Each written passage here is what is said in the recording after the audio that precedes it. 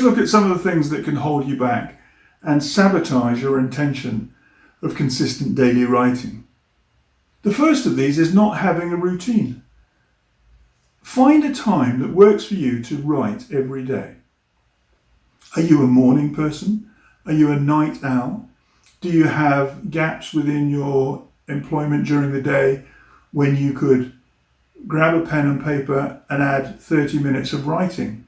Or is it possible for you to use something like an iPad or even to make notes on one of the apps on your phone and to write while you're on a bus or a train? One of my friends writes thrillers.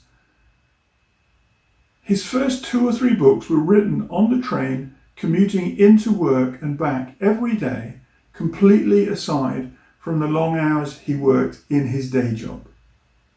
Get organised and find a time slot when you can write, and then commit to that and stick with it on a daily basis, putting it in your diary and saying, I will write today between 6:30 and 7:30 in the morning, or I will write for 30 minutes every day during my lunch break.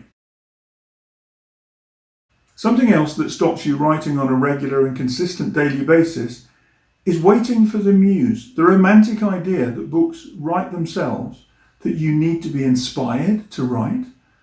What you'll find is that professional writers tend not to believe in that because they already have the consistent habit of writing every day.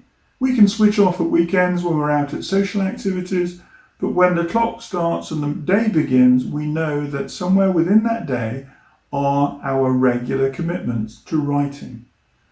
I don't write in the morning. My writing work is almost always done in the afternoon. I'll typically leave the house at 4 o'clock in the afternoon. I'll walk to a local coffee shop. I'll sit there for 2 hours and I'll come home with another 15 or 1600 words in my iPad or in my MacBook because of that consistency. The morning for me is for day-to-day administration, family time, and perhaps some book marketing activity. Find your time slot and be organised. But don't wait for the muse, don't wait for inspiration to strike. The more you commit to a regular hour or 2 hours or 3 hours, you set that time aside, the more you commit, the more inspired you'll become, the more productive you will be as a consistent daily writer. Another thing that can get in the way of you creating new words every day is limited self-belief. I had this massively as a new author when I was thinking, I know I want to write, I've got so many ideas, but I'm not good enough. Low self-belief will get in the way and will stop you writing every day unless you make that appointment with yourself and you go out and you write. Or you grab a space at the kitchen table and you write.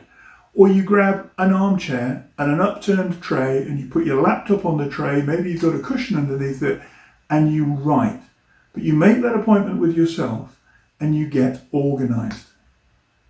Focus and activity will give you results that will banish low self-belief, that will banish low levels of self-confidence about your ability to write, and will put you in the frame of mind that you are creating words every day, and you can do the same again tomorrow and the day after tomorrow, and your word count will rise, and you can track your word count, you can monitor it, you can have it on a little spreadsheet, you can put it in your bullet journal, in your diary, and you can see the progress that you're making. Listen, if it's only 200 words a day, that's still more than 1,000 words in a week. A week ago, you weren't writing at all, or you weren't writing consistently. To know that you're going to create 1,000 words a week or 3,000 words a week next month, that gives you a bank of work that you've created and from which you will start to see patterns and trends, and you'll see what you can write.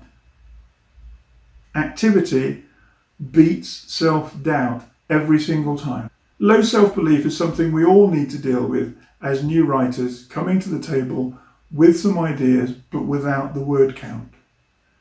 More important than that though, as a way of holding yourself back, is being poorly organised. I'm sitting at my regular desk today and this is where I write my non-fiction. If I'm writing fiction, if I'm telling a story for a thriller or for a detective story, I leave the house and I go to the coffee shop. But here At my desk, in the office at home, this is where I write non-fiction.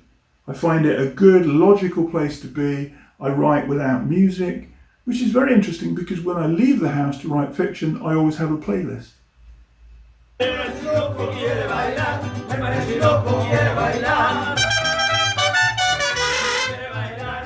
Be organised. Have a clean space. Know where things are. Have your writing tools close to hand and easy to access. And find what works for you. In one of the other lessons, we'll be talking very much about the power of having your writing environment ready for you.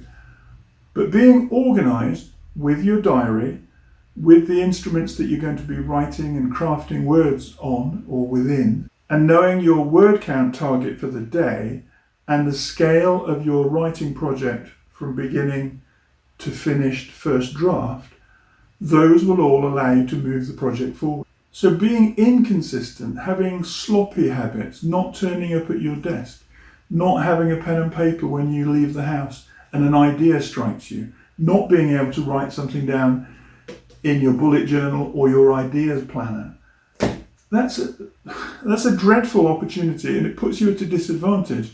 So be ready, be prepared, be organised as a new, daily, consistent writer of words.